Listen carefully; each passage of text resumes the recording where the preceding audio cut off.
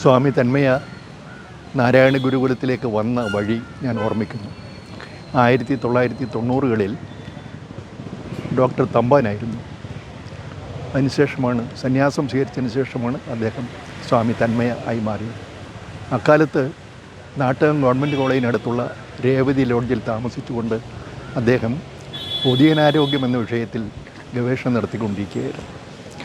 അങ്ങനെയിരിക്കെ നവംബർ അവസാനം അദ്ദേഹം നാട്ടകം ഗസ്റ്റ് ഹൗസിലേക്ക് പോകുന്ന വഴിയുടെ ഓരത്തുള്ള സരിഗമ എന്ന ഞങ്ങളുടെ വീട്ടിൽ യാദൃച്ഛികമായി വന്നു. അദ്ദേഹത്തിൻ്റെ ആവശ്യം അടുത്ത് തന്നെ കോട്ടയത്തേക്ക് വരുന്ന ഗുരു നിത്യചൈതന്യയതിയെ ഒന്ന് പരിചയപ്പെടുക എന്നുള്ളതായിരുന്നു. അക്കാലത്ത് ഗുരു നിത്യചൈതന്യയതി ഊട്ടി ഗുരുകുലത്തിൽ നിന്ന് പുറപ്പെട്ട് കേരളത്തിലെ എല്ലാ ജില്ലകളിലും പരിപാടികളിൽ പങ്കെടുത്ത ശേഷം നാരായണ ഗുരുകുല കൺവെൻഷനിൽ പങ്കെടുക്കുക എന്നുള്ളതായിരുന്നു. അപ്പോൾ ഞാൻ ഡോക്ടർ തമ്പാനോട് പറഞ്ഞു, അടുത്ത മാസം ഗുരു വരുന്നുണ്ട്, ആ സമയത്ത് ഞാൻ അറിയിക്കാം. അങ്ങനെ അദ്ദേഹം മടങ്ങിപ്പോയി. ഗുരു വന്നത് ഗുരുവിൻ്റെ നേതൃത്വത്തിൽ കോട്ടയം ദർശന സാംസ്കാരിക കേന്ദ്രത്തിലും മറ്റു പല സ്ഥാപനങ്ങളിലും ഗുരുവിൻ്റെ പ്രഭാഷണ പരമ്പര ഉണ്ടായിരുന്നു. അതിൽ പങ്കെടുക്കുവാൻ വേണ്ടിയാണ്. അങ്ങനെ ഗുരു വന്ന് ഒരു ദിവസം ഞങ്ങളുടെ വീട്ടിൽ താമസിക്കുമ്പോൾ ഡോക്ടർ തമ്പാൻ അവിടെ വന്നു. ആ സമയത്ത് ഗുരു മറ്റൊരാളോടുമായി സംസാരിച്ചു കൊണ്ടിരിക്കുകയായിരുന്നു. അദ്ദേഹം പോയതിന് ശേഷം ഞാൻ ഗുരുവിൻ്റെ അടുത്തേക്ക് കൊണ്ടുചെന്നു.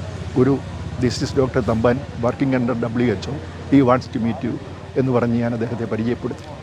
അദ്ദേഹത്തിൻ്റെ കയ്യിൽ പഴവർഗ്ഗങ്ങളുടെ 2 പൊതിക്കെട്ടുകളുണ്ടായിരുന്നു. അതൊക്കെ ഗുരുവിൻ്റെ പാദത്തിൽ സമർപ്പിച്ചു. അതിനുശേഷം അവരുടെ സംഭാഷണം ഞാൻ ശ്രദ്ധിച്ചില്ല. 5 മിനിറ്റ് താഴെയുള്ള സമയം മാത്രമേ സംസാരിച്ചുള്ളൂ. തിരിച്ചു വന്ന് എന്നോട് നന്ദിയും പറഞ്ഞു പോയി. 1 മാസം കഴിഞ്ഞാണെന്ന് തോന്നുന്നു, ഊട്ടി നാരായണ ഗുരുകുലത്തിൽ നിന്ന് ഡോക്ടർ തമ്പാൻ എന്ന് പേര് വെച്ച് എനിക്കൊരു ഇൻലൻ ലെറ്റർ കിട്ടി. ആ ലെറ്ററിൽ അദ്ദേഹം എഴുതിയിരുന്നതിൽ ഒരു ഭാഗം ഇതായിരുന്നു: ശരീരത്തെ ചികിത്സിക്കുവാൻ അനേകം വൈദ്യന്മാരുണ്ടല്ലോ, ഞാൻ മാത്രമല്ലല്ലോ, അതുകൊണ്ട് ആത്മാവിനെ ചികിത്സിക്കുന്ന വൈദ്യൻ്റെ കൂടെ കൂടുവാൻ ഞാൻ തീരുമാനിച്ചു. ഞാനിപ്പോൾ ഊട്ടി ഗുരുകുലത്തിലാണ്. അങ്ങനെയാണ് അദ്ദേഹം ഊട്ടിയിലേക്ക് പോയത്. അടുത്ത വർഷം ഗുരുവിനോടൊപ്പം അദ്ദേഹം വന്നു. ആ സമയത്ത് അദ്ദേഹം ഗുരുവിൻ്റെ ലേഖനങ്ങൾ കേട്ടെഴുതുക, ഇങ്ങനെയുള്ള കാര്യങ്ങളാണ് അദ്ദേഹം പ്രധാനമായിട്ടും ചെയ്തത്.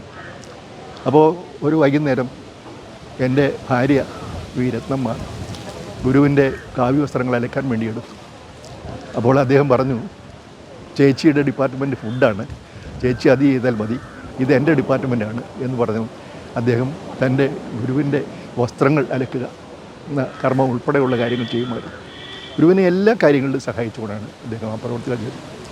അങ്ങനെ റസന ഓഡിറ്റോറിയത്തിൽ വെച്ച് ഒരു പരമ്പരയാണ്, പ്രഭാഷണ പരമ്പരയാണ്. ഒരു ദിവസം ഞാൻ ഡോക്ടർ തമ്പാനോട് പറഞ്ഞു, ഇന്നത്തെ സ്വാഗതം തമ്പാൻ ഡോക്ടർ പറയണം.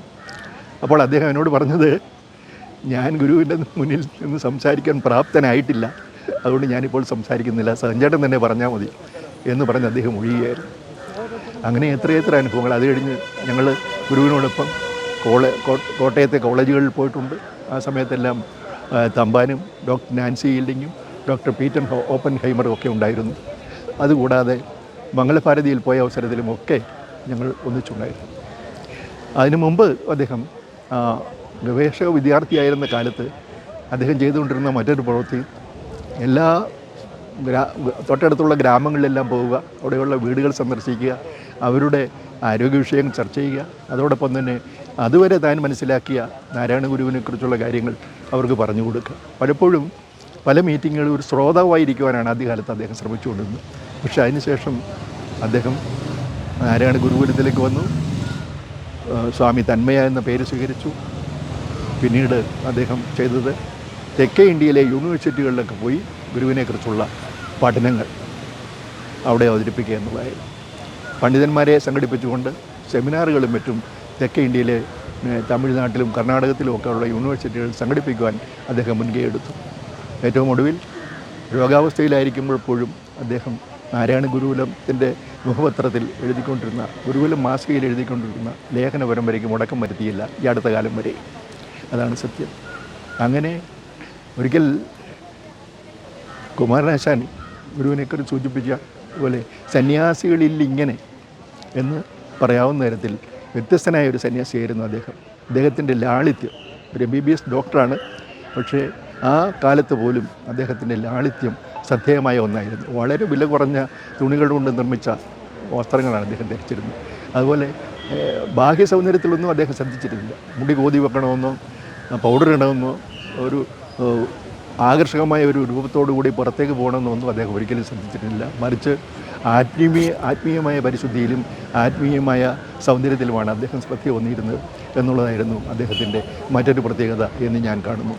അങ്ങനെയുള്ള ഒരാളെയാണ് നമുക്ക് അപൂർവമായി മാത്രമാണ് അത്തരം ത്യാഗികളായ ലളിത ജീവിതം നയിക്കുന്ന സന്യാസിമാരെ ഇന്നത്തെ കാലത്ത് കണ്ടെത്താൻ കഴിയൂ.